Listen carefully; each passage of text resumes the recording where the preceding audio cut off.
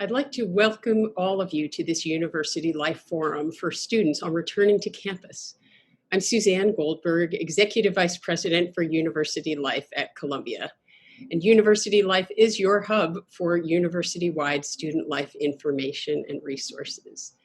So I want to give a special welcome to nearly 1,700 students from across all of Columbia's 16 schools, as well as the staff and faculty who join us today, and to those who are watching at any point in time. I also want to begin by acknowledging what a challenging and hard time this is. Many of you and all of us together as a community have experienced great challenges, fears, and loss in these months. There is truly not one person in the Columbia community unaffected by COVID-19, and that's quite extraordinary. We are a community the size of a small city, and there is not one of us who has been unaffected, including in the dramatic changes in our daily lives and in our ability to plan for the future. We hope today's forum will help you with some of that planning, understanding that we continue to be in a dynamic situation. New York State guidance and regulation continue to evolve in response to the pandemic. We follow that closely, of course. And always the university's COVID-19 website is a great source of updated information for everybody in the community.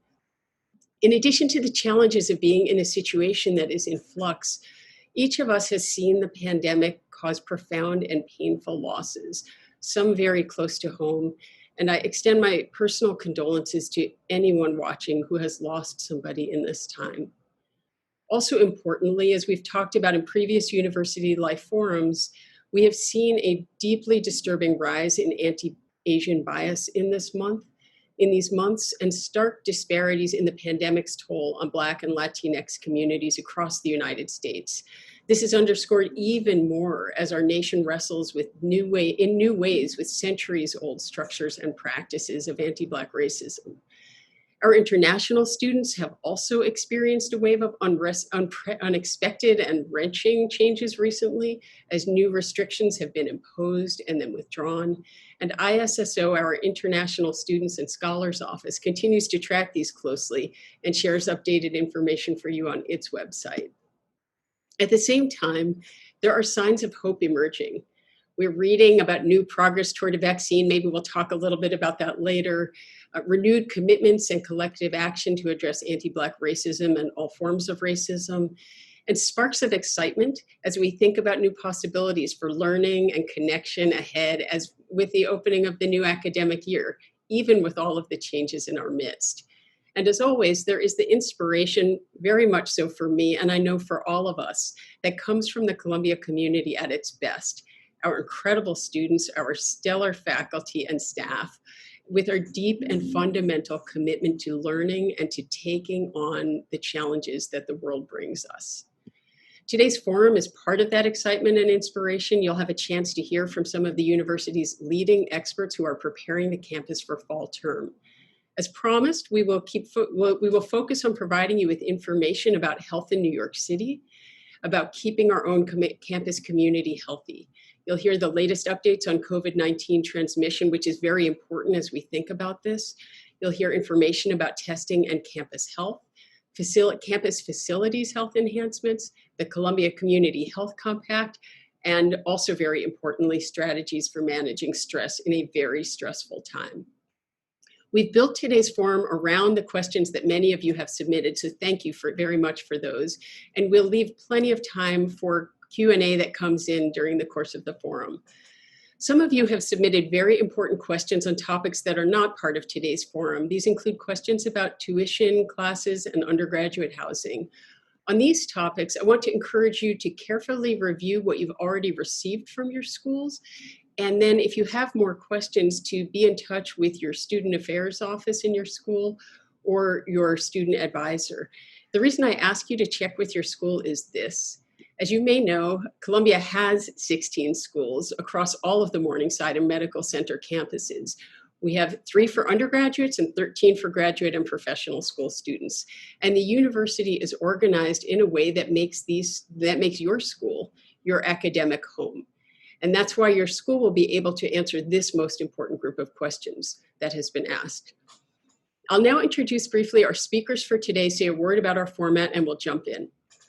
Each of our speakers is accomplished in so many ways, and I'll just skim the surface. So I encourage you to look them up after the forum and learn more about each of them and their contributions to Columbia and to places far beyond.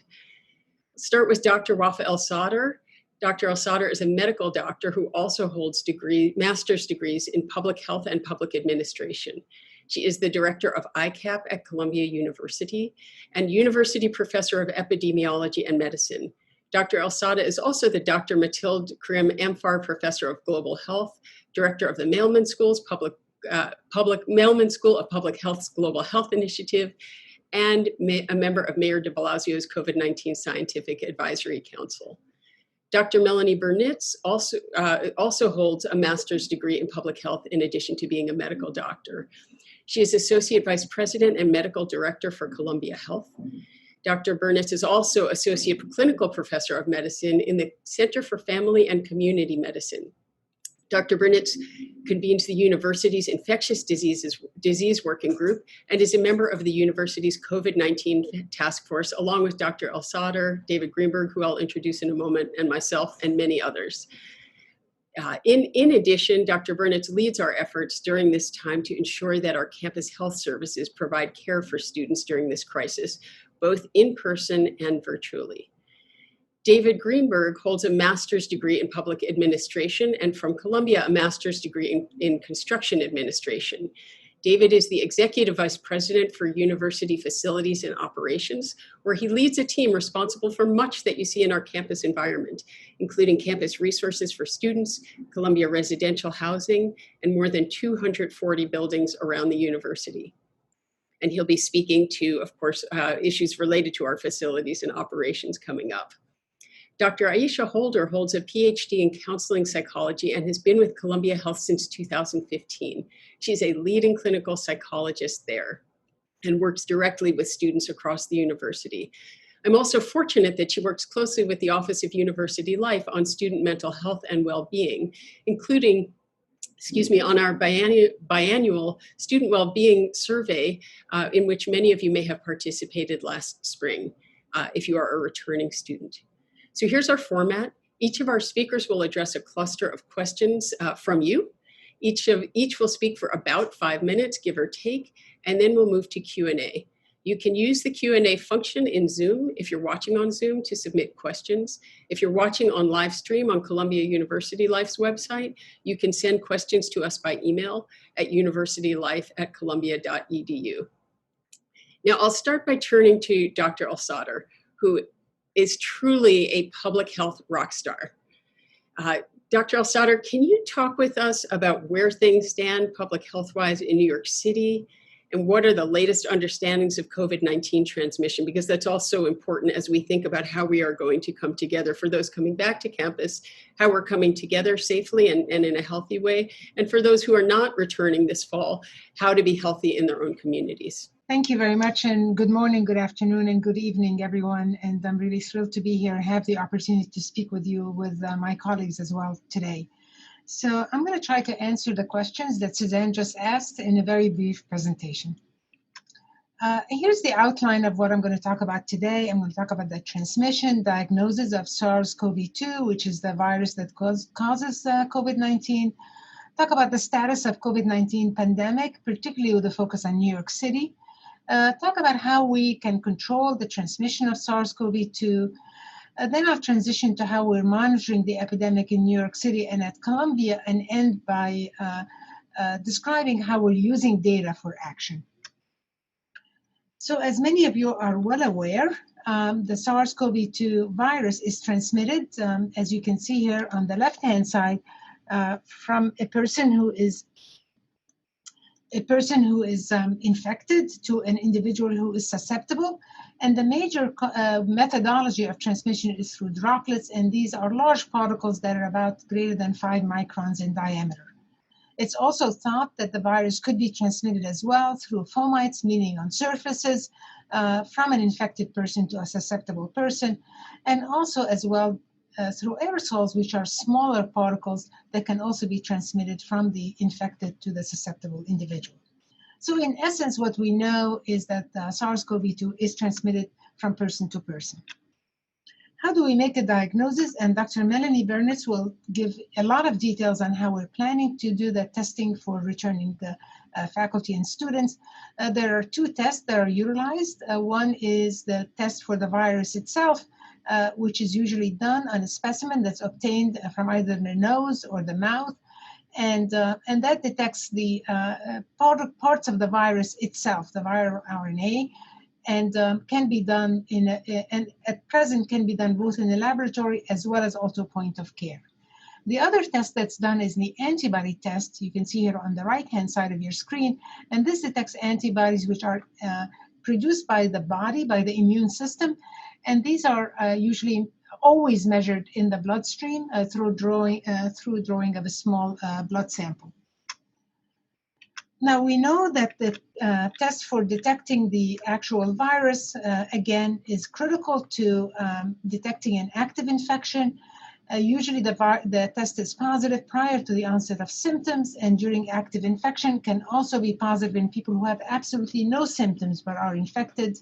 It's very specific, less sensitive, and it detects the RNA, this is part of the virus, or fragments of the virus, and may not actually reflect that the virus itself is transmissible. But nonetheless, having a positive test means that someone that should indicate active infection and the potential for transmission to someone else. What about antibodies? Antibodies, in contradistinction to the PCR test, they detect a prior infection, not an active infection. Two types of antibodies can be measured: IgM detected earlier and IgG detected later, usually at about 10 days after infection. And there are several limitations to the antibody test, like in terms of the low specificity. We don't know if antibodies are protective in this situation, and we don't know how long these antibodies will remain in the bloodstream. And therefore, the focus of our work here and moving forward is going to be on the detection of doing PCR testing for diagnosis of active infection. So just briefly, what's happening globally on the epidemic. As you are well aware, there are almost 15 million confirmed cases of COVID-19 that have been reported globally. And you can multiply that number by 10 to give you an estimate of actually the probable total numbers of confirmed cases. And you can see here more than 500,000 reported deaths from around the world. In terms of the top 5 countries reporting cases, the US leads, unfortunately, followed by Brazil, India, Russia, and South Africa. Now, what about COVID-19 in the United States? Almost reaching 4 million confirmed cases in the US. This is about a quarter of the global numbers of cases, and more than 140,000 deaths. You can see here on the map on the upper right-hand corner, in blue are parts of the country where it's decrease in numbers of cases.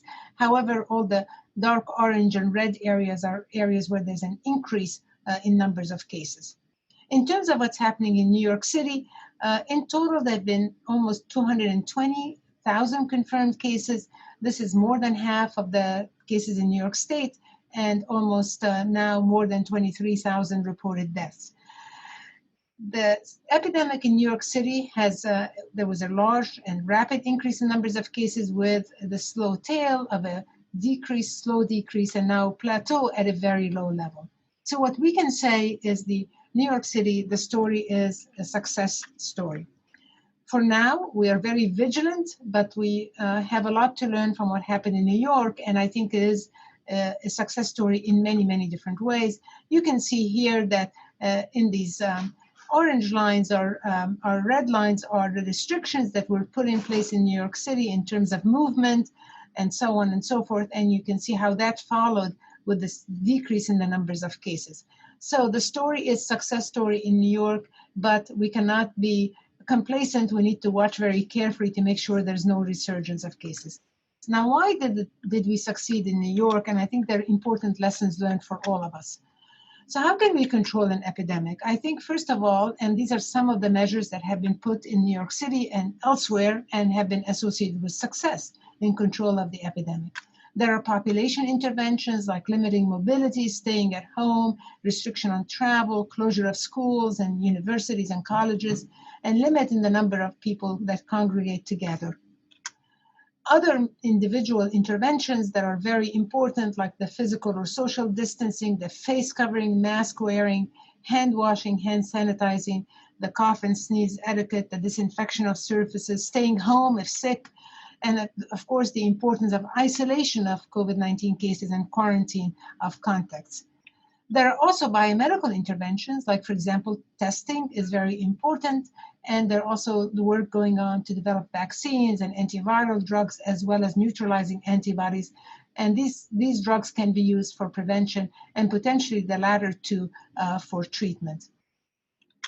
And what happened in New York City and New York State has been a dependence on a very important intervention, these two types of interventions, which we call NPIs, or non-pharmaceutical interventions. And these have been shown to be effective, like I said, not just in New York State and New York City, but also around the world in controlling the pandemic.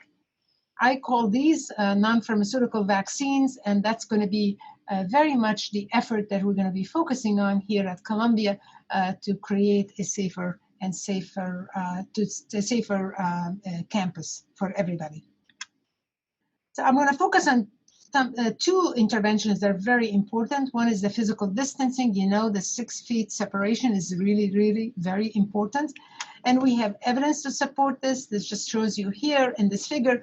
On the left-hand side is this vertical axis is the risk of getting of transmission. And you can see that the further away, and the distance is down here on the horizontal axis, and this is in meters, the further away one is from the source of infection, the less likely one is to acquire the infection. So distancing is very, very critical. Another critical intervention is face covering or masking for both prevention of transmission as well as acquisition of infection. And we have some very interesting studies that have shown that this works. This is one study that I think is very instructive of two hairstylists that actually were diagnosed with COVID-19. However, they were wearing face coverings, and they saw almost 140 clients, and the clients were also wearing face coverings. And the good news is none of the clients acquired SARS-CoV-2 infection from these two hairstylists. So we know that wearing face covering or face masking is protective, and that's why we are focusing on this as well as part of the Columbia response. So what are we doing here at Columbia? We're keeping an eye on the epidemic both globally and locally through a dashboard that we have developed. And some of the data we look at here, for example, I showed you before, is what's happening in New York City in terms of the numbers of cases on a daily basis. We also look at the test results in New York City, and this red line, it shows you the percent positive test results in the city. At one time in April, it was up to 60% of those who were tested were positive. Now we're down to 2% of people who are tested positive. This is very good news, and these are kind of very important metrics that we're following day in, day out. We're also very lucky to have data from Columbia University Medical Center looking at the numbers of hospitalizations and so on and so forth, and that also gives us a very good grasp of what's happening in the city. We also have data on mobility in terms of how people are moving around in the city through either subway data or looking at how people are moving from their homes and so on. And this gives us also a metric on what's going on in the community in which the university is situated. In addition, we also are working with colleagues here at the Maitland School of Public Health who are modelers, and they're also keeping a very close eye on what's going on in New York City in terms of the risk of transmission. And very importantly, this dark line here, we keep an eye on it. This measures the risk of transmission, and very important, this remains less than 1, meaning that there's actually a decrease in numbers of infections. And this measure is now less than 1. So this is very, very good news as well. Now, what are we doing in terms of using the data for action? We are looking at the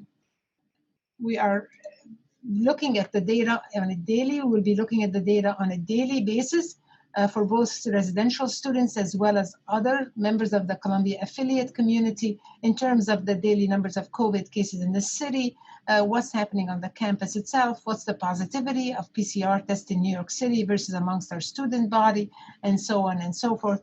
And based on all of these parameters, we're watching all these metrics, as you can see here at the top, And then we're developing thresholds, and we'll use these thresholds to put in place some of the enforcements of some of the measures that we think can be very helpful in terms of controlling transmission on campus. We also have a lot of information that we have put in place as well, and these are on the website that Suzanne mentioned. Please do feel free to go to this website to see a lot of the information regarding the public health guidance.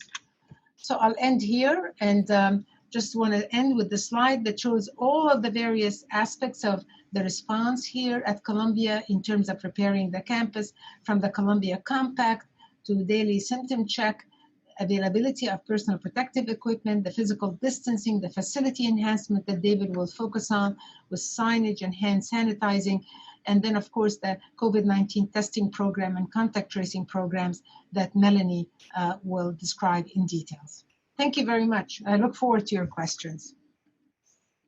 Wafaa, thank you so much. And now everybody who's watching can see why you are such a rock star and a guide for all of us. Thank you for this and for all that you are doing to help guide the university.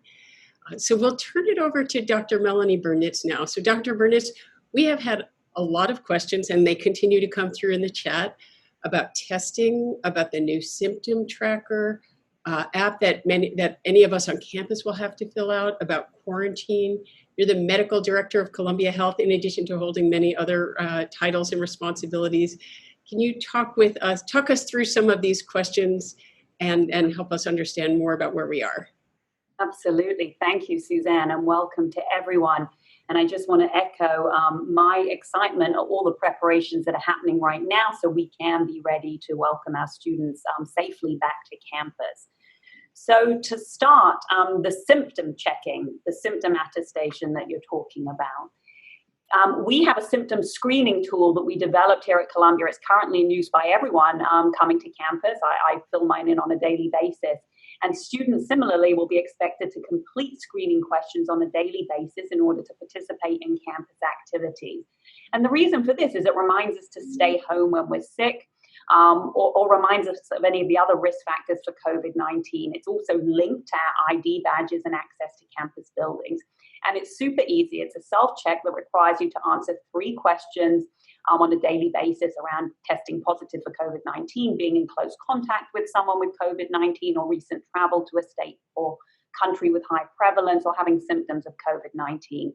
If the answers are no, you get a green pass, like you can see on your screen, which allows you access to campus buildings. And if the answer is yes, you get a red pass, and then you're linked to guidance on next steps. So this symptom check helps students monitor their health on a daily basis. Testing. As we explore testing, which is another area that I think there'll be a lot of questions on, it's an important strategy for resumption of campus life, and we're guided by a few public health principles that we've applied to our testing approach for Columbia, including a consistent approach across our campuses, schools, and departments, ensuring that Columbia is assuming the cost of this program, that it doesn't fall to the individual, and privacy around results. We want individuals within our program to understand their rights around their test results and how and when information is shared. So testing is one prong in a multi-pronged public health approach to resuming campus life at Columbia, and Wafaa shared many of those other approaches, including face covering, physical distancing, and many other changes that you'll hear about. And as we've explored the options for a testing program, there are 5 key characteristics we've considered. First, effectiveness. What is the stated objective for the program? Reliability and validity. We need a test that can detect SARS-CoV-2 with high enough sensitivity and specificity in the correct time frame for detecting virus during the infectious period. Feasibility is really important. While we know testing has become more and more available, it is still limited in certain areas, and our program needs to be scalable given the size of our small city that is Columbia. We want to make sure we're using a test with FDA approval. We need quick turnaround time in a lab that meets standards, which are pretty rigid, that are set out by New York State. And we want to have access to testing supplies and reagents. Some of this is influenced by national trends. Acceptability. The test has to be acceptable to our population. Those of you who've had a nasopharyngeal swab, which is the deep swab at the back of the nose, know how uncomfortable that is. but there are other methods of collecting specimens, such as lower in the nose, in the throat or saliva. We want our affiliates to be willing to come in for the test, and we want to have a quick and non-disruptive workflow. And affordability, obviously cost-effective program, as I mentioned, no out-of-pocket cost to our students or staff, but also a program that is affordable. And I really want to emphasize that cost is not a driver for the university in any decision-making here around our testing program. So in terms of the design, we are so fortunate to be working with some of the finest public health experts, infectious disease clinicians, epidemiologists, statisticians, and modelers in the world. And we've all worked together to determine the best path forward for our testing program. So this testing approach you'll hear about is anchored in the best data available today and epidemiology. We recognize administrative imperatives with restarting the university and really pragmatic realities, which I mentioned as part of the characteristics of the program. So this approach is based on scientific and data-driven guidance and acknowledges the status of the pandemic in our environment today, in New York City today, and as we move forward. And doing so has allowed us to design a testing approach that is adaptable and flexible as we see changes within the city and the pandemic. So initial gateway testing, we've spent the last few months analyzing and modeling multiple approaches for these testing strategies. And as I say, we'll continue to collaborate as we refine those. So today, this is the current approach. The first step is gateway testing for every Columbia affiliate. This allows us to set baseline at entry, and this is true for every member of the Columbia community who's returned to campus since June 22nd. They have all been getting gateway tested, and will be true for every member of our community who returns in the fall. So every student coming to campus will get a gateway test as they return. For undergraduates and for many graduate students, this gateway test will happen on the day you move in. There may be some slight variations in that for our graduate students, obviously, who've remained in New York City, and for undergraduate students who are living off campus. We also encourage you, if you're able, to get a test in the 14 days prior to your return to campus, because that allows you to stay home if you do test positive and prevents you arriving on campus and having to isolate for 10 days. So that's the initial gateway test. Ongoing testing, there's two approaches here. After the gateway testing for our graduate students and undergraduate students not in dormitory-like residences, throughout the fall, we are going to be using a random sampling approach. This allows us on a weekly basis to be testing 5% of people on campus and allows us in real time to evaluate the campus situation.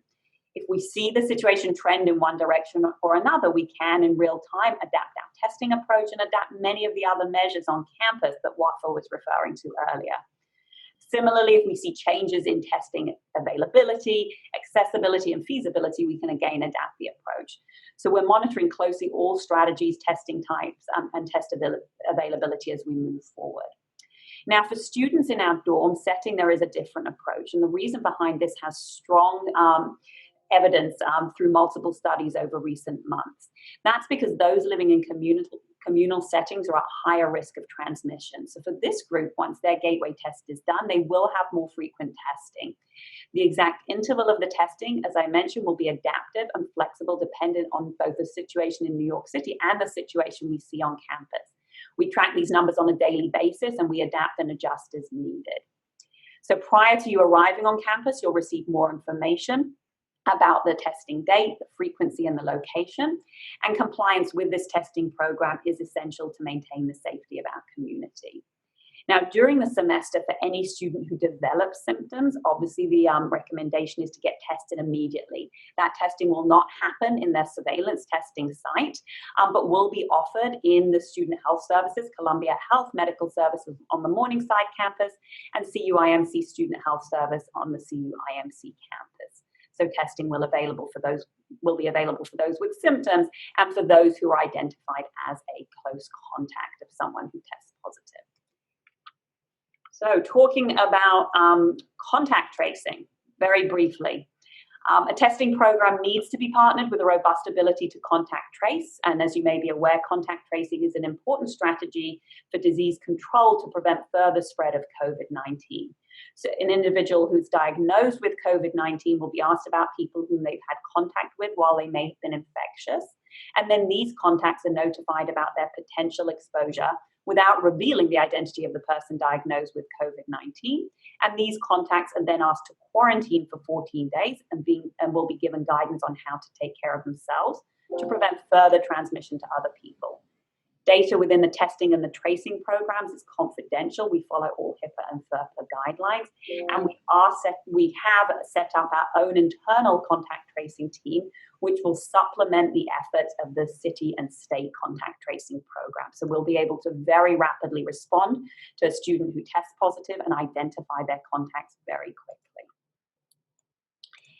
And finally, a word on supporting our students. For all Columbia students, you continue to have access to Columbia Health and CUIMC Student Health to provide your medical, counseling, well-being, and other needs. While the way these services will look in the fall may be different to what you've been used to, your wraparound care really is no different. We're providing both on-site and virtual support. And remember, that's not just about primary medical care or counseling, because your well-being is so much more than just an appointment. We're also continuing to offer health education, appointments and workshops, support for disability accommodations, and violence-related education or advocacy services through sexual violence response. And our services are available to you virtually through phone or secure Zoom. There may be some restrictions for certain services in some states outside of New York, depending on state licensing regulations, but don't worry, our providers will let you know. And if you're on campus or in New York State, you can access all our services either in person or virtually.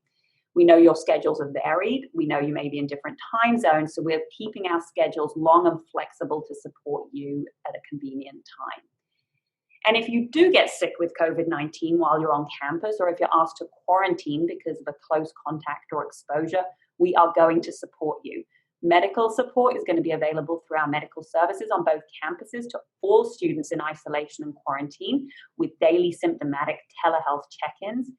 Counseling and psychological services on Morningside and the mental health service at CUIMC will be providing daily virtual support spaces, as well as access to individual counseling for anyone who is in isolation or quarantine. And remember, these services are available to you regardless of your insurance coverage if you're a full-time student on campus. And also remember, we're still here on site for your routine care, so your well exams, your routine vaccinations, things you may not have been able to take care of during this period of lockdown, and your medical and psychological issues that are unrelated to COVID-19. So your health and well-being remain our primary concern. We're ensuring a complete array of services to support you regardless of whether you're studying in New York or remotely, and certainly to support you if you're in isolation or quarantine. We very much look forward to welcome you back to campus. Thank you so much, Dr. Bernitz. It's very, very helpful. And I want to underscore two things you said. One is, because we've had a lot of questions on this, on the question, will students have to pay for the tests required by the university? And the answer to that is no, right? That is correct. The gateway testing and the ongoing surveillance testing will be at no cost to the students.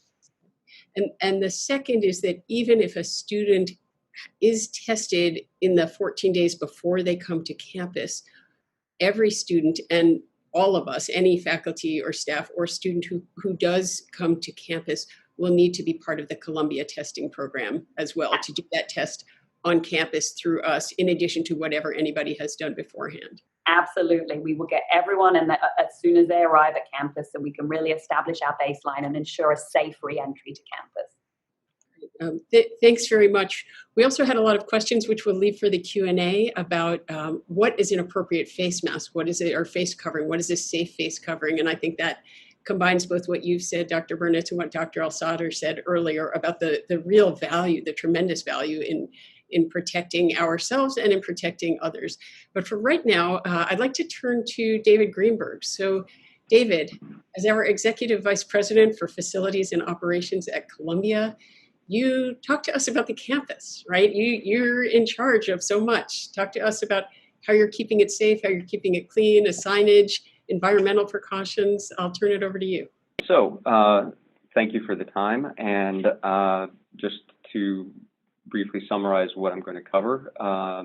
As far as our preparations for the campus and for the return to campus, I'm going to talk about our changes and our enhancements on custodial services, the HVAC mechanical systems, and what we've done there to enhance our protocols and prepare the campus for ramp up, our campus signage, and also talk a little bit, just a quick mention about the building readiness checklist that we have for each of the buildings that we bring online.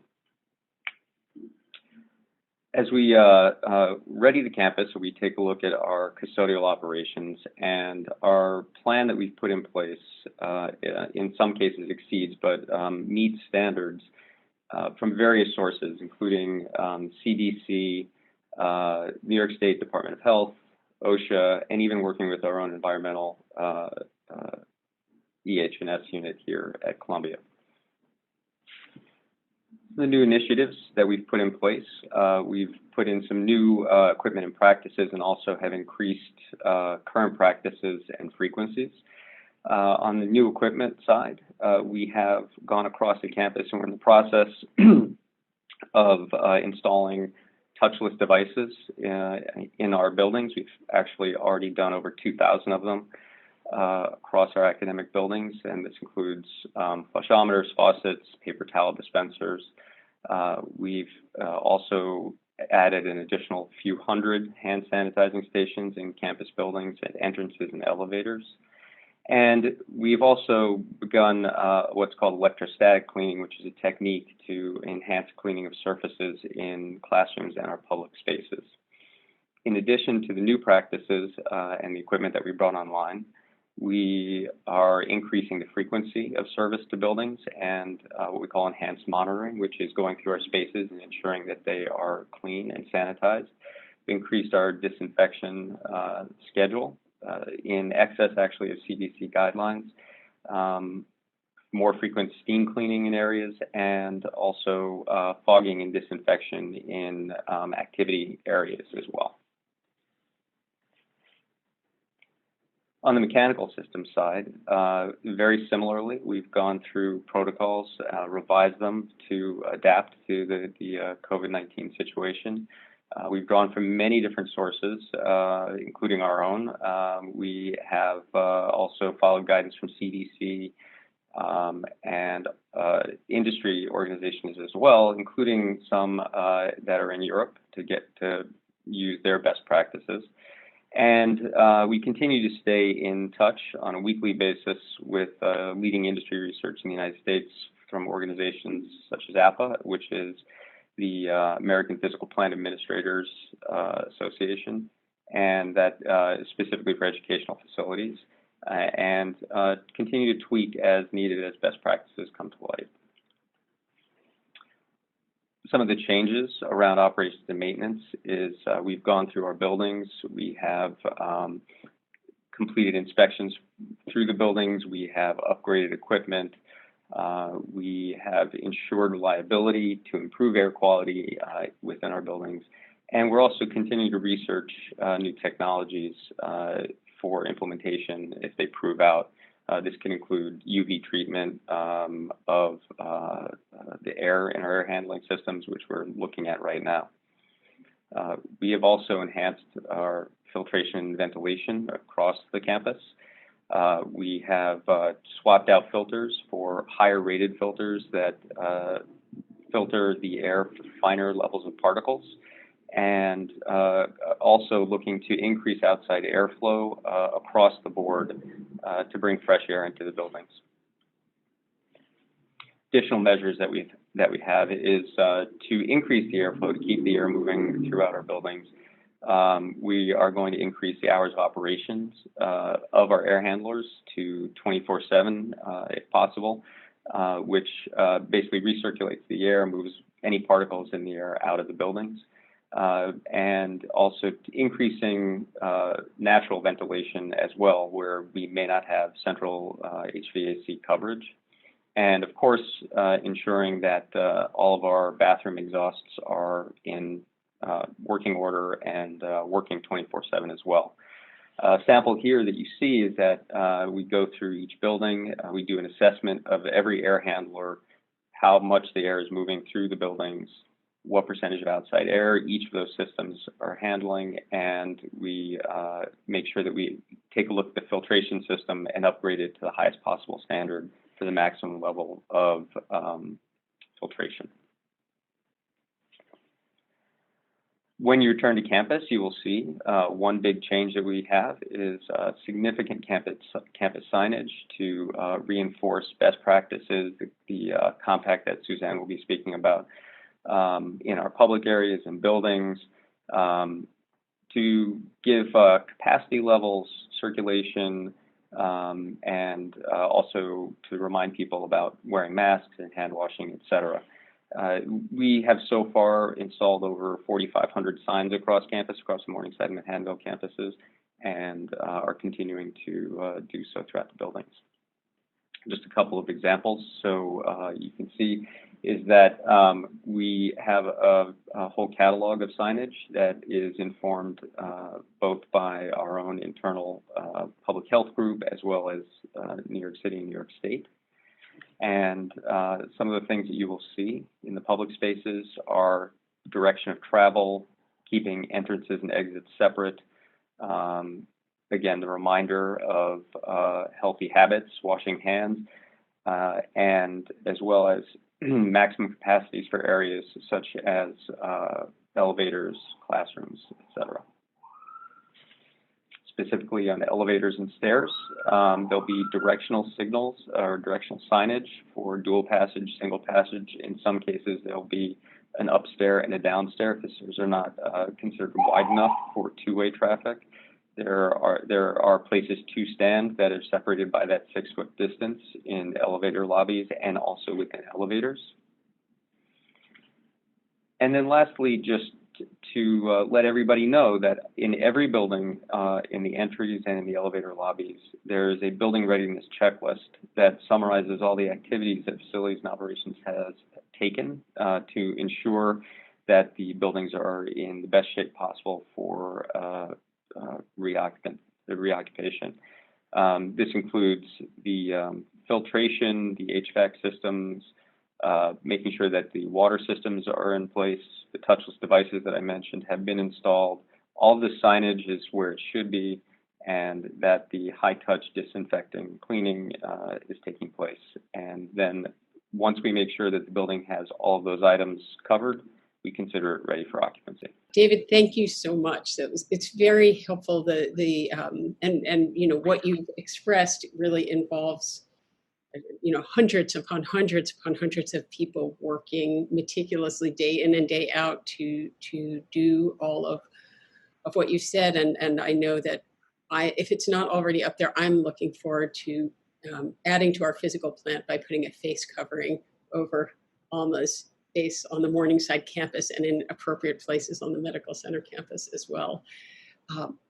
Just one quick note, because you mentioned cleaning in the gyms, and some have asked, well, will the gyms be open? And in fact, under New York State law right now, gyms are not permitted to open, and we follow New York State guidance with respect to gyms and every other kind of facility. So until New York State says gyms can open, gyms will remain closed. So I will now jump in to say a few words about the Columbia Community Health Compact and about how you, students, can get involved in creating and supporting and keeping our community healthy. And then after that, I will turn it over to Dr. Aisha Holder, because it's hard to be in a situation or it can be hard to be in a situation where there is so much that's unknown, and where some of what's known is quite challenging. So after I speak about the compact and getting involved, Dr. Holder will speak with us about how to manage some of this stress and where we can find supports. So as you know, the Columbia University has adopted a compact. And I don't have slides, and I have to confess, as having taught at Columbia, mostly in the law school, but also for undergraduates since 2006, I'm not a user of PowerPoint in the classroom, and I'm somehow not a user of slides and webinars. So I'll just talk with your indulgence.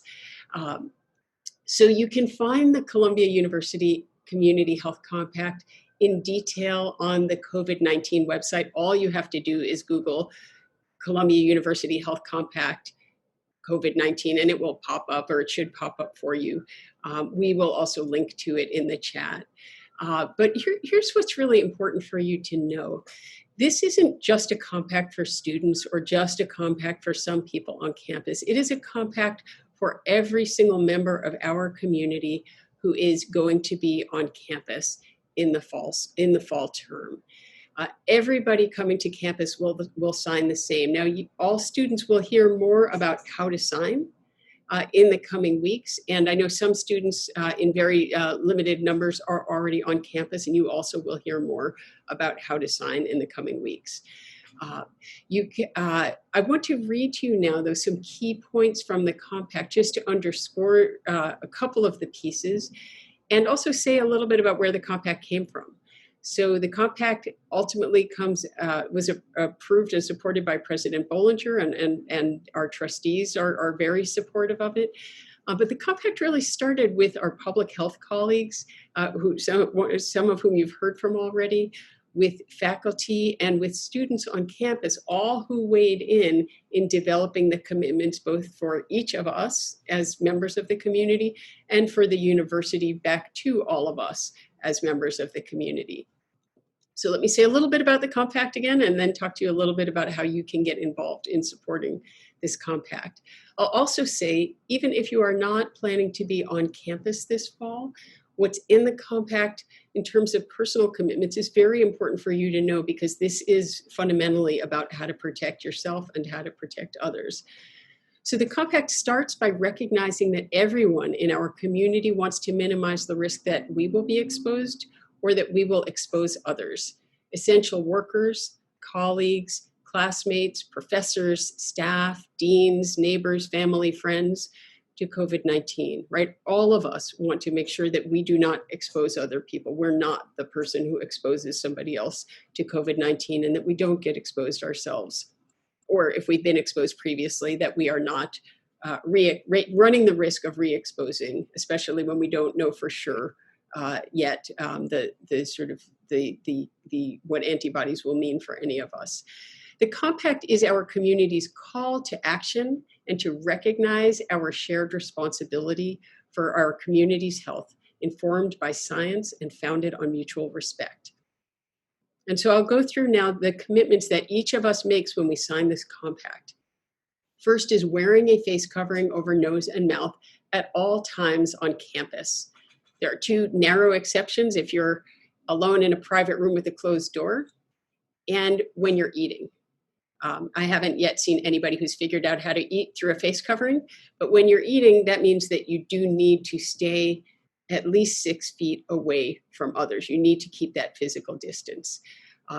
If you're coming to Columbia, you will receive 2 Columbia face coverings, one with Columbia name on it and one with the university shield on it. And those will be free for everybody. 2 of those will be free for everybody who's coming back to campus, and they are reusable, washable, and so forth. The other thing to keep in mind about this roll around face coverings is it says wear a face covering over nose and mouth at all times. And so I don't know about you, but I live in New York City. I'm here now. And as I walk around, I see lots of people who wear the covering as a chin strap or around their ear, or even more protectively, perhaps, that was a joke, on their wrist. And the key is really keep it on your face, keep it on your nose, keep it on your mouth. Certainly when I'm running in Riverside Park every day, I see lots of people with masks on and enough with masks off that I want to mention that here. In addition to face coverings, keeping the physical distance, which is what Dr. El-Sadr was talking about, at least 2 arms length, 6 feet apart from other people wherever possible. And as David just talked about, in places where that's not possible, there's very close visible guidance about which way to walk, so that any kind of closer passing is very limited in time. in addition to face coverings and keeping distance, is the symptom tracker app that Dr. Bernitz talked about, which is what each of us, anytime we go to campus or leave a residence hall if we're living on campus, must complete before coming onto campus. And then following the guidance, staying home while sick or after possible exposure to COVID-19. A fourth is to follow basic health precautions, right? We've got to, frequent hand washing, sanitizing, workplace shared space hygiene. Fifth is following the signs and guidance around campus that David just talked about. And a sixth is participating in testing and contact tracing when required, and isolation and quarantine protocols when required. And Dr. Bernitz just talked about those. I see we have some more questions, so we'll come back to that in the Q&A. But I want to underscore something she said, which is that for students who are quarantining or isolating as required, right, you're not alone. The University Health Services is there to support you and answer your questions and make sure that you have connection and community virtually during that time. When off campus, all Columbia community members are expected to follow city and state public health requirements, including around face coverings and physical distance. So that's what each of us as individuals has to do in committing to this compact. The university's commitments have already been described, but I'll just talk about them briefly. Implementing our enhanced health and safety policy, rigorous cleaning and sanitizing throughout the campuses that you've just heard about, developing and carrying out symptom tracking, supporting testing, contact tracing, quarantine and isolation, sharing information in a prompt and consistent manner. And again, you can find everything that we're talking about on the COVID-19 website, and that is always a place to look for updated information. And providing other health and well-being supports for the university community, face coverings and hand sanitizer we've talked about, flu shots. As always, the university will continue with flu fairs in the future. Each of us has the responsibility to follow through on these commitments and the right to expect the same from others and the university. So some of you have asked what happens when someone doesn't follow the compact, or I should say, if someone doesn't follow the compact. I want to be clear is that the university's expectation is that all students, faculty, and staff will adhere to these commitments and understands that part of the reason we will is that we want to be back on campus. And I know not everybody can be back all of the time in the way that we want, but we are, as we move toward that goal, the way we can get there is through these commitments. In the interest of supporting community health and safety, anyone who does not adhere to these commitments after being asked to do so by an appropriate authority will be asked to leave the campus. You can find more specifics about the enforcement policy under the Enhanced Health and Safety Policy Enforcement Plan. It's linked to in the compact online. We're also developing much more detailed information for students that we will have out to you in the coming weeks. The key point is that these commitments are essential to protecting the public's health and to protecting ourselves, our neighbor, and each other. So we want each of you to be part of this in keeping our community healthy and developing and supporting this campus ethos. And we are going to be asking you for your best selfie with a face covering, your video or written word or art, or even an equation that talks about why this is meaningful to you. Also looking for your tips. Has anything worked for you when you've asked somebody to put up their face covering? How do you step in? You'll hear much more in the coming weeks, but in the meantime, if you have ideas or you want to share a video or photo or an equation or whatever ways in which you express your commitments, share it our way at universitylife@columbia.edu or go to the Get Involved tab on University Life's website. I'll say more about Columbia Welcome, University Life Events Council events, and campus community during the Q&A. But let me turn now to Aisha Holder. Dr. Holder, this is a lot to take in. Every student in our community is dealing with a lot already. Can you help us? Give us some guidance on stress, coping skills, and mental health resources. Sure. Thank you. Thank you, Suzanne, and hello to everyone. I really do appreciate the opportunity to be part of this forum. I'll start my screen share in a moment, but I really do want to acknowledge, and I may be stating the obvious here, that this is a difficult time. You're not alone in experiencing distress or worry or stress during this period of uncertainty. there are fears about the health implications of COVID. There may be increased sense of isolation and loneliness and having limited physical contact with family and friends. There are economic implications of COVID in terms of our academic and professional pursuits. And there's also some anticipation about what our life will be like as a student as we approach the upcoming academic year. I'm stating the obvious here that this is a difficult time because it's really important that we acknowledge that any heightened fear or stress or worry that we're experiencing is normal and understandable. But yet in the midst of this uncertainty, there are positive steps that we can take to be able to create a greater sense of control and sense of agency, and to be able to enhance our sense of wellness. And so I'll share some ideas for you to consider in terms of healthy and constructive ways that you can think about coping. So one strategy is to validate what you're feeling. Really try not to judge or criticize your feelings. Emotions are not good or bad or right or wrong. It's really about how we respond to our emotions. For example, I would say that anger could make someone throw a chair across the room, or it could prompt someone to go register to vote. So think of your emotions as information. And by observing our informations, instead of judging them, it allows us to gain some insight in terms of how we can respond to those emotions in more compassionate ways. Maintain a daily routine. It's really important for our physical and mental health, particularly during times of distress. Get dressed as if you have plans to meet with people outside.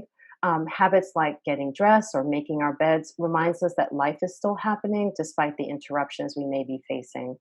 And consider healthy activities like, that help you to relax, like reading a book or listening to music. And it's very important that we maintain a regular sleep schedule, that we engage in a consistent exercise routine, and we're also maintaining regular eating as well. And these steps are very helpful in promoting wellness and resiliency. Connecting with others. I can't say enough about the power of community. It's really important to seek support from our communities, such as family or friends. Social distancing does not have to mean social isolation. I've talked to many students about really being creative and using virtual platforms to stay connected to the people in your lives.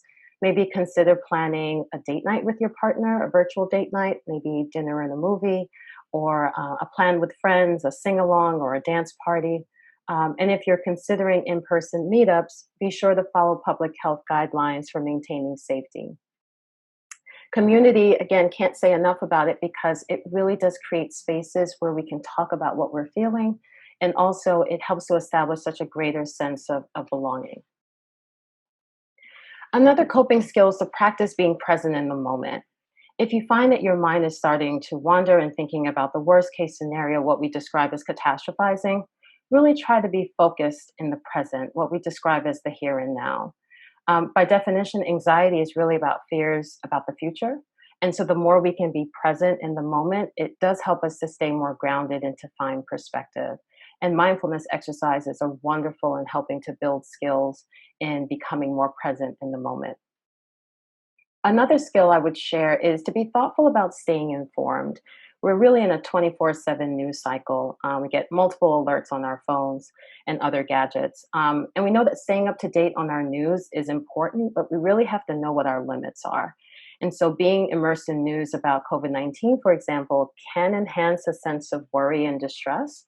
And so pay attention to how you're feeling. And if you're noticing that you are increasingly more overwhelmed or anxious, think about that and try to establish more of a balance in terms of what works for you with regard to staying informed. The last coping skill is seeking professional help. If you are in just a lot of distress and you find that it's adversely impacting your daily activities, it's important to seek professional support. But I will note that we don't have to be in crisis to seek professional support either. So please know that you have our support through counseling and psychological services. We are a confidential resource. We offer counseling to students on a range of concerns, certainly managing stress, anxiety, depression, relationship concerns, for example. We're excited to offer over 20 virtual support spaces. They're happening this summer and they will continue as we begin the academic year. You can find spaces on topics such as Managing academic success in troubled times. We have a mind-body wellness group, one about letting go of imposter syndrome, and one of my personal favorites is around self-compassion.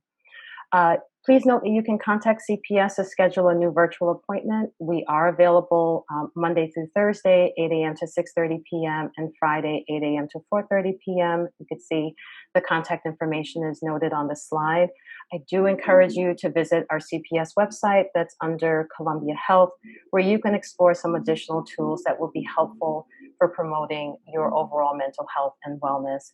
And finally, just please know that we are committed to supporting you during this unprecedented time. Thank you.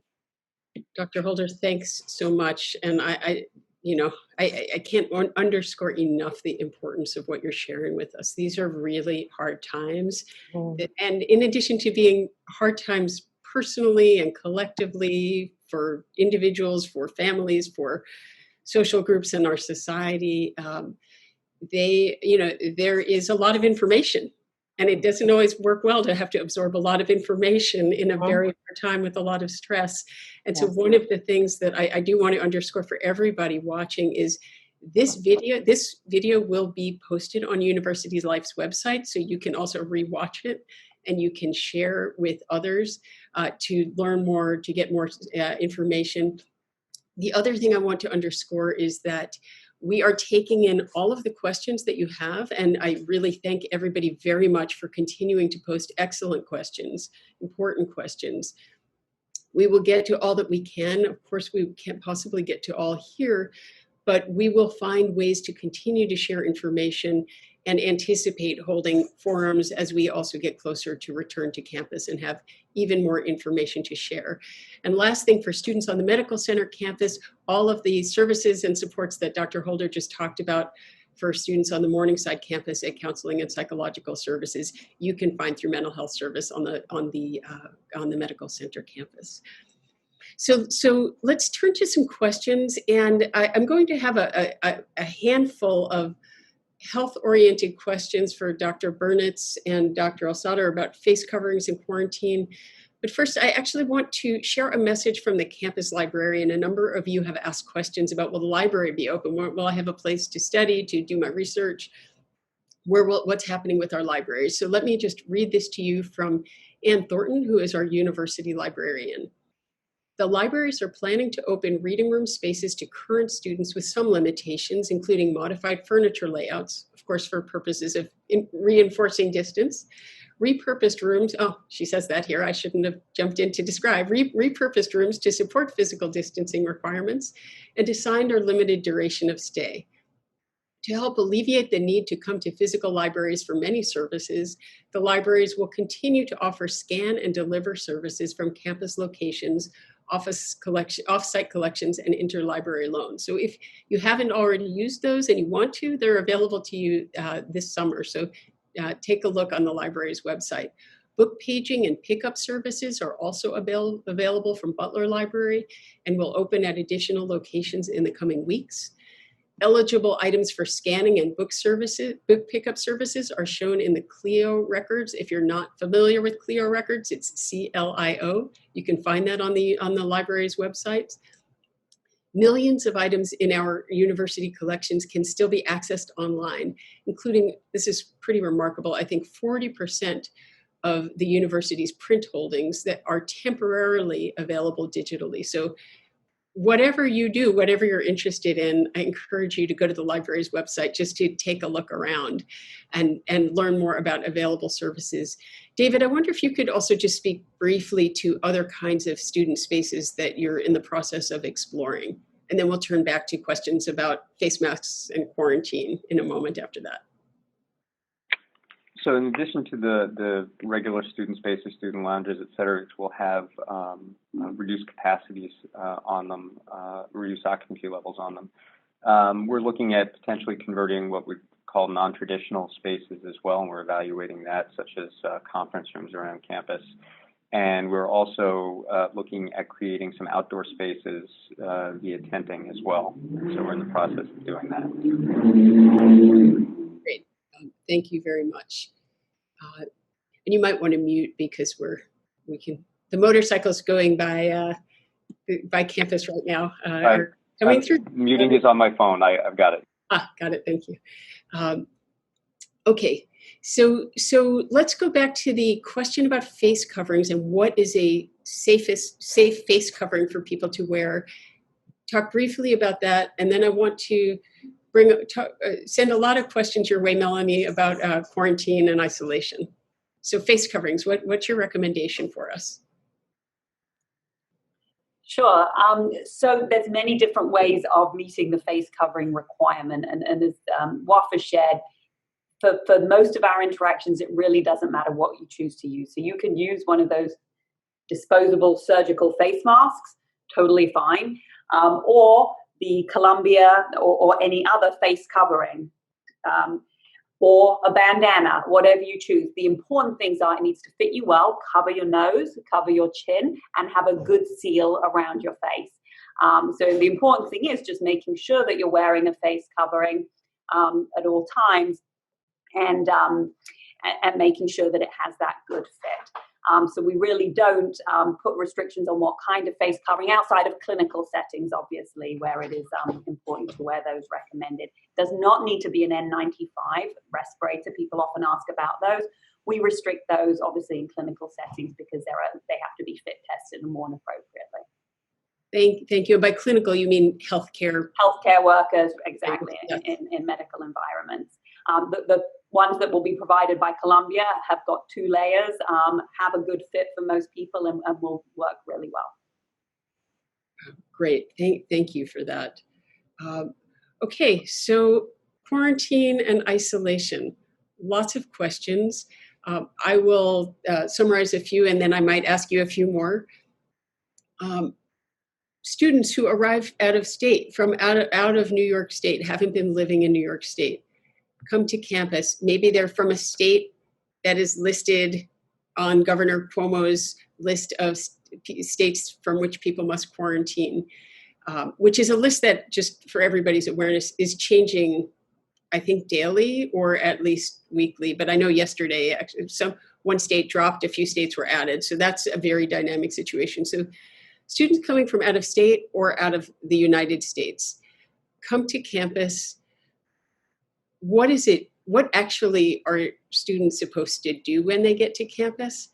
And if a student has the gateway test and tests negative, is it still required to quarantine? Talk to us about that. Right, thank you. This is a complicated situation and a dynamic situation, as you mentioned. So today, this is the guidance, and we know this guidance is changing, and we will update you if it does change prior to return to campus. So as Suzanne said, there are today 31 states on New York's travel advisory webpage, which means if you're coming to New York from any of those states, whether by air, car, train, or any other measure, you have to quarantine for 14 days.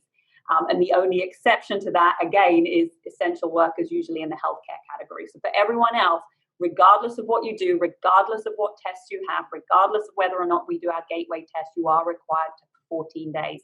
Similarly, the CDC recommends a 14-day quarantine for anyone arriving from overseas, regardless of the country currently. So there's a large group of students who will be expected to quarantine for 14 days on arrival to campus.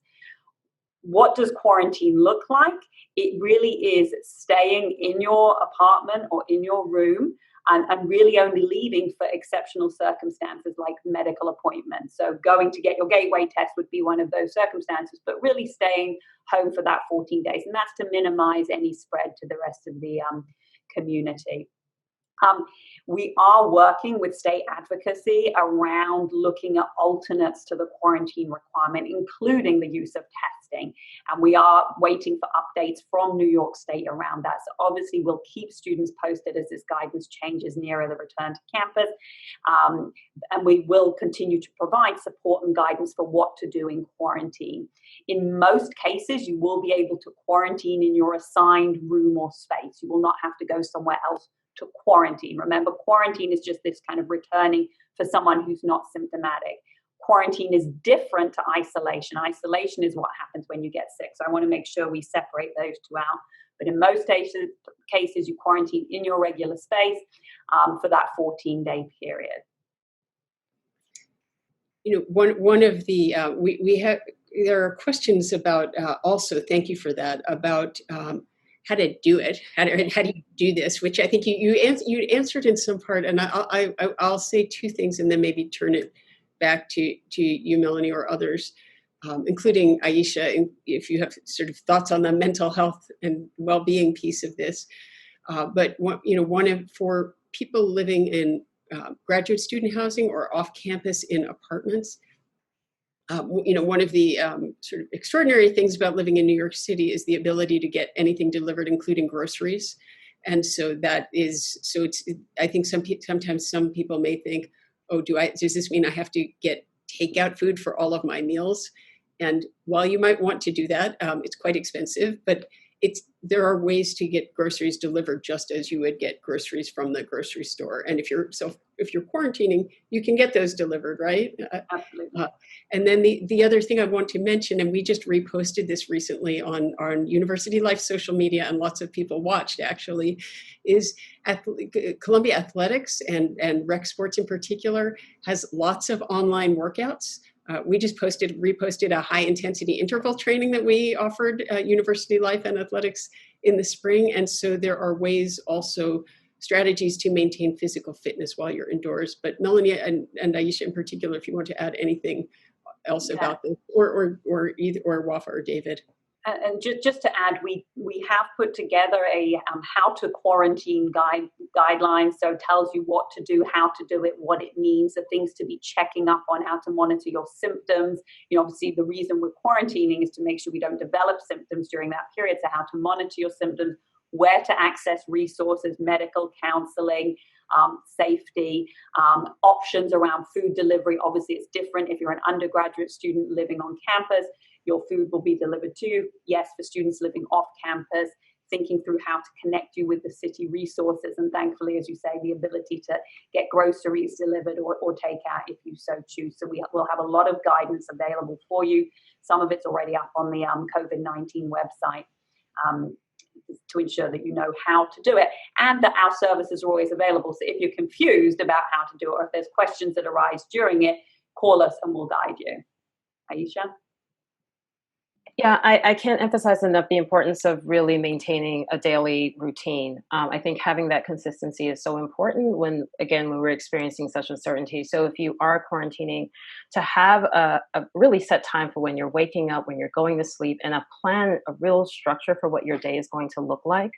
The other piece I think it's important to be intentional about is how are you going to connect? Not being able to connect in person is certainly not ideal, but that doesn't mean, again, you have to be completely isolated. So really think about how do you use these virtual, again, platforms to talk to family, talk to friends, like really having a schedule about how you do that, like in ways that are really meaningful for you in terms of communication.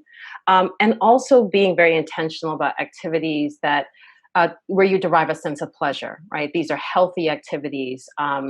Maybe it could be knitting, or maybe, exercising. There's loads of content on YouTube. Maybe you kind of learn to do something new you've always kind of wanted to try out.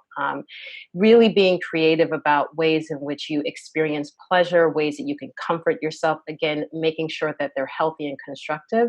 But I think the big takeaway I would say is that it really should be structured and needing to be intentional about how you're caring for yourself if indeed you are in quarantining. I can just add a few things. I mean, we anticipate that also quarantine will be required for people coming from other countries as well, which is just to mention that. I don't think any of us are, all of us are cognizant that quarantining is not easy. I mean, I don't think anyone would say that isolation or quarantine will be easy, but we are here to make it as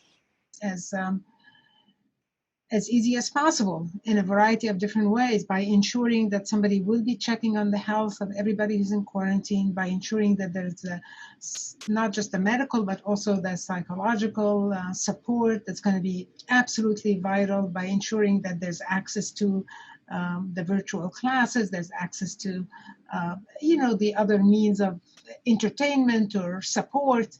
So I think we are all in it together to try to create as much as possible a supportive environment during something that's necessary and required at this point in time by New York State. So we are, and we welcome your ideas as well. I think it will be extremely helpful to hear from you of your ideas and ways in which we can enable further support of people who will be either isolated as cases or quarantined when they arrive on campus.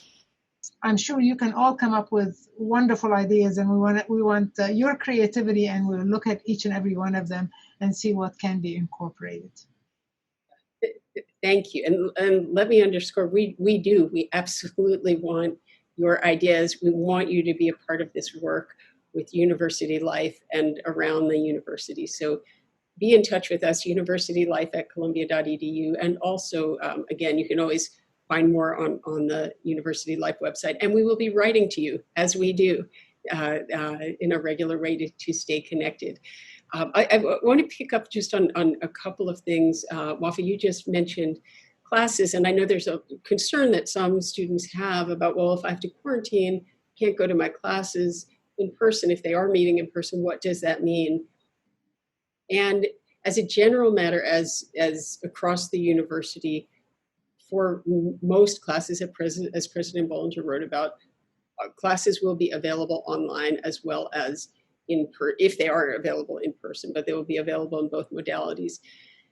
That said, it's really important for you, it will be very important for you to follow this closely with your school, to ask questions of your school, because each school offers its own roster of classes. You can always be in touch with your professors with your questions, always, like you would ordinarily in the school year. So really want to just remind you that the things that you would have done before, like ask your student affairs office and ask your professor questions, are still available to you, and even more so. I also want to mention, just personally, in terms of finding new activities, I'm a runner, but during a certain, for what I discovered when I was trying to really not go out of the apartment was, what was it called? Low impact, high intensity interval training or something. Low impact because I have neighbors downstairs who are very sensitive to noise. And it wasn't pretty, I'll be honest. I hope nobody was videoing into my apartment.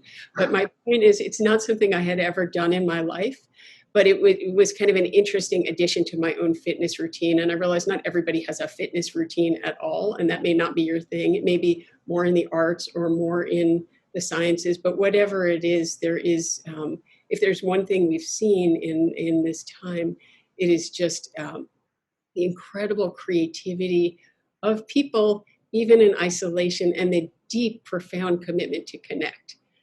So let me just ask 2 more questions about quarantine. I think you've answered them, but I want to be really sure because these are coming in. Can you go outside?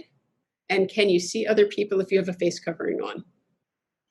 So I refer everyone to the New York Travel Advisory page, where it really says you should quarantine by staying inside except leaving for medical purposes. As I say, we're working with the state to look at how we can amend that, but currently that is New York State's guidance. New York State expects incoming persons from those states to register with the state. So we have to share the guidelines that the state is sharing, which really are quite strict about the quarantine requirements. I think within the setting, if you're living in a suite or an apartment with other people who are quarantining, you may be quarantining as a group. Obviously, face coverings are absolutely essential in those environments. Obviously, you're going to leave your room to go to the bathroom, but keep the face coverings on because you want to minimize any exposure of other people. Wafaa, did you?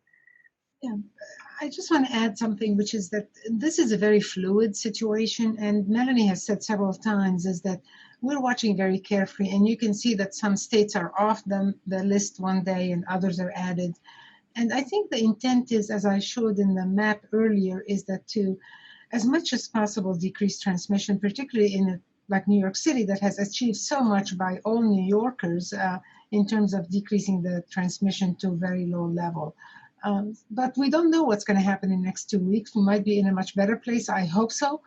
And that would have enormous implications for the numbers of individuals that would need to be quarantined. So again, we're keeping a very close eye on what's happening to the epidemic here, the rest of the country, the rest of the world, and adjusting as we go every step of the way.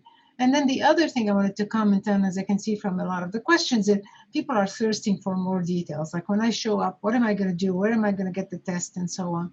And all of these details will be available to you, not on this webinar, but clearly there'll be instructions on who's going where does the test get done, and so on and so forth. So stay tuned. There's more and more details that will be coming forth.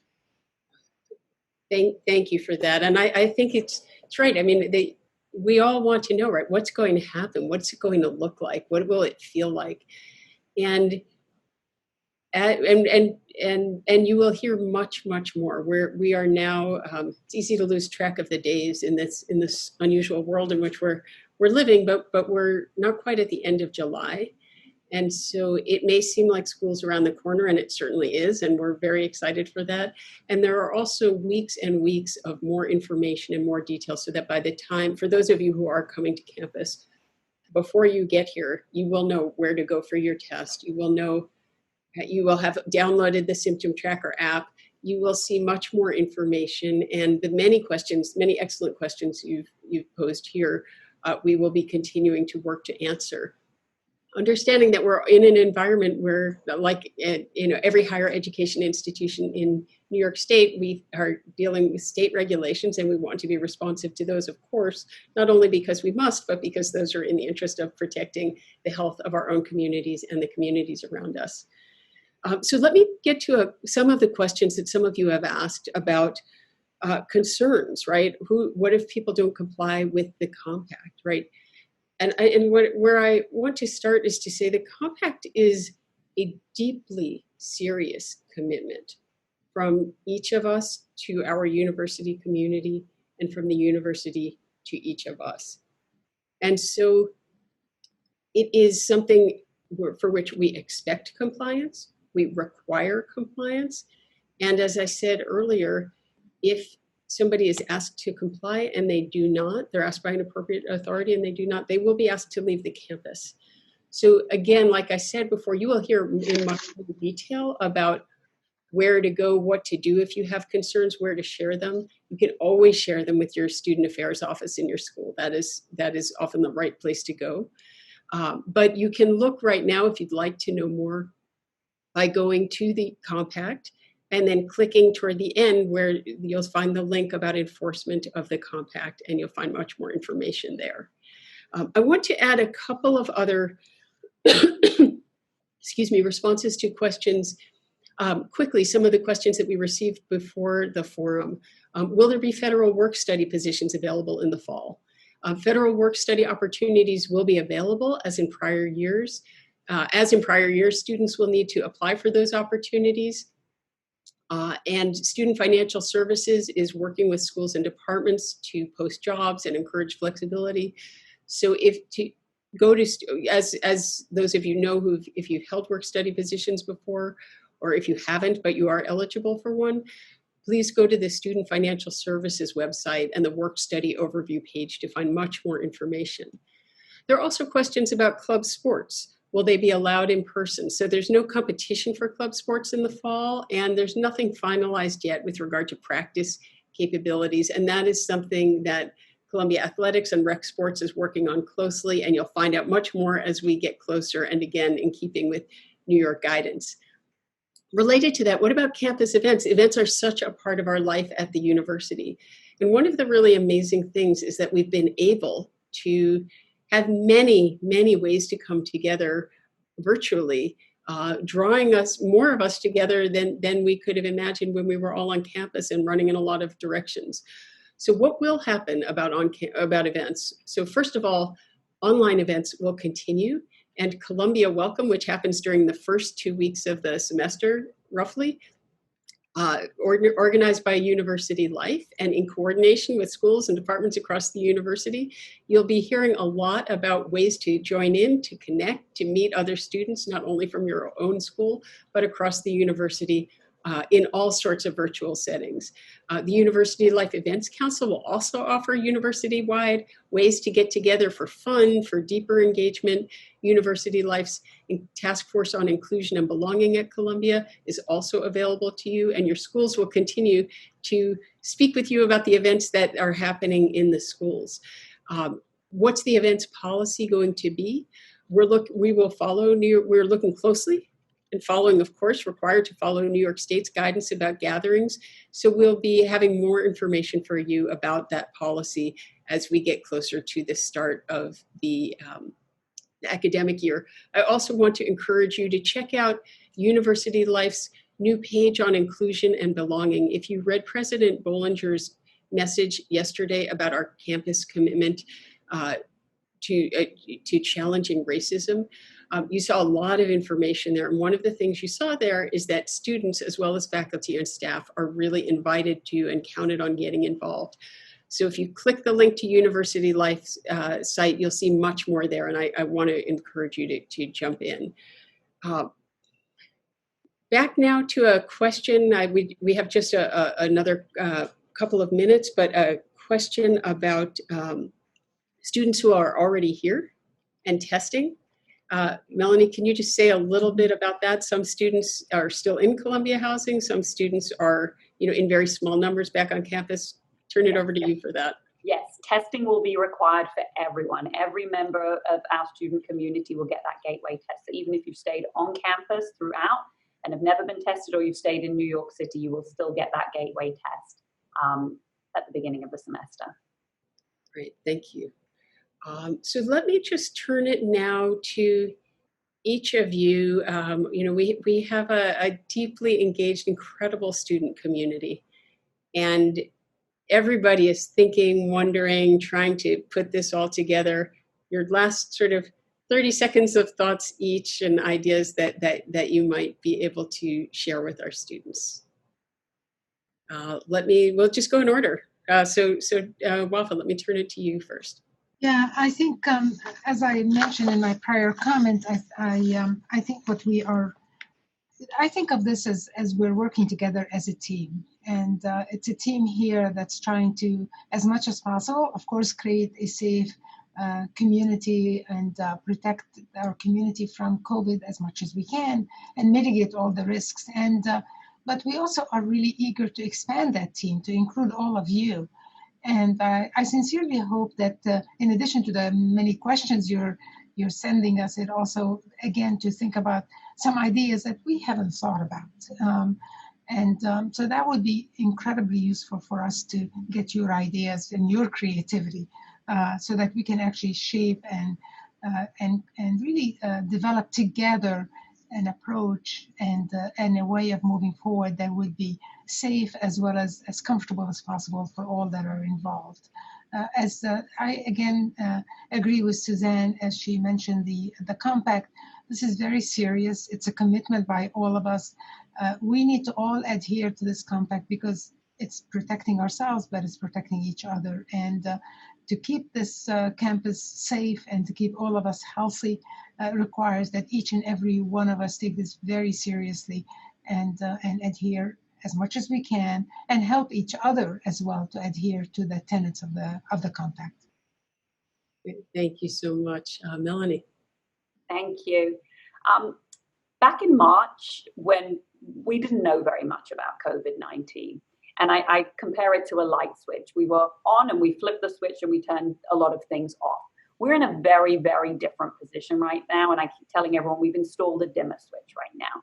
So we know more. We're able to adjust much more sensitively what we're doing based on the situation that's happening. So as we welcome you back to campus, we have so much more information available to us around keeping our community safe, both our Columbia community and the surrounding communities. And we know how to act and react in a very different way than where we were back in March. So as you start to get more and more information about over the next month before you come back, be it around testing, be it around quarantine, be it around isolation, be it around medical treatments, be it around the support. We have all that information and principles guiding our behavior. So we feel very, very optimistic about our ability to provide this complete wraparound to our community, building on the principles of public health and safety as we welcome you back. Thank you, Melanie. David. Thank you. Yeah, I just want to echo what Wafaa said, which is that as it relates to the physical space and its preparation, operations, use, we are working with best practices that we've identified, but we would modify them. So ideas are welcome, and we would pivot to really provide the best environment that we can while making it as safe as possible. And I think that all of us would continue to echo about the seriousness of the compact and the physical distancing and et cetera, because that will be key. You can do as much as you can with the physical space, but it's the cultural compliance that will be key to success. Thanks, David. Aisha.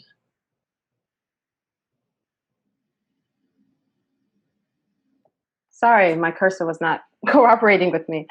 So what I would leave you with is, I love this quote that the human spirit really does endure, and we are very resilient, and to emphasize the power of community and connection and hope, and even if this is a difficult time, and both can exist. And I always talk about this with students, is the tension of acknowledging that this is a difficult time, and also acknowledging that there is a spirit of hope, and that helps us to put one foot in front of the other. I would really encourage you to seek support. What's wonderful about this university is its vast resources, and so it's really a strength to seek support. It's not a sign of weakness.